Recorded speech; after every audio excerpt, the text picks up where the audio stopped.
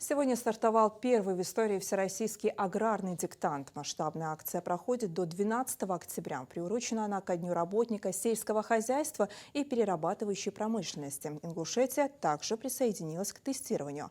Акция охватит все муниципальные образования республики и пройдет на более чем 40 оффлайн-площадках.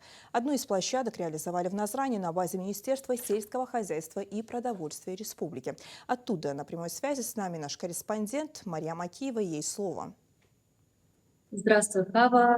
Мы сейчас находимся в зале заседаний Минсельхоза Ингушетии в Назране, где совсем недавно порядка 50 человек закончили писать всероссийский агродиктант.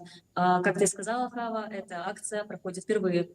На базе Минсельхоза участие принимали сотрудники ведомства и подведомственных учреждений. На решение вопросов им дали 45 минут, всего 30 вопросов по ключевым направлениям сельского хозяйства. Это растениеводство, животноводство, цифровизация, агротуризм и другие темы.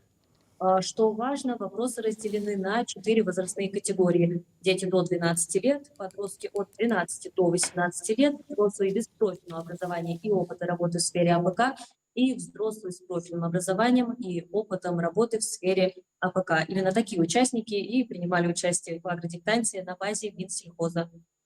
Сегодня первый день важного мероприятия. Реализуется оно федеральным партийным проектом «Российское село» партии «Единая Россия» совместно с Россельхозбанком и при поддержке профильных федеральных ведомств.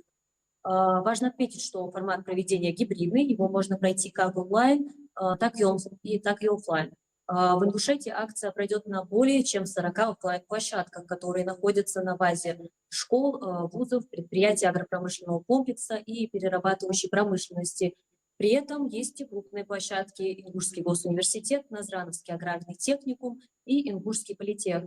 Продлится акция до 12 октября включительно. До 19 числа участники смогут увидеть свои результаты в личном кабинете сайта Агродиктант РФ.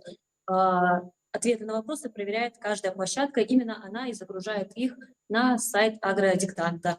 У меня все, Хава. Спасибо большое.